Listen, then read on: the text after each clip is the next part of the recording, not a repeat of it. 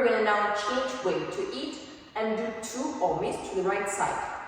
1, 2. Then 2 circles with the chest to the right side. 1, 2. One more time.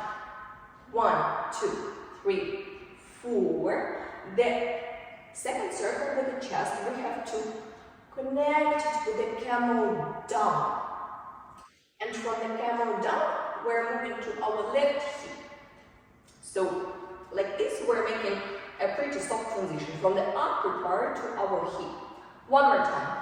Om, chest, chest, accent, little shimmy, and then we're doing reversed camel, up, boom, and at the end, you should open your upper part as much as possible and do accent with your head back.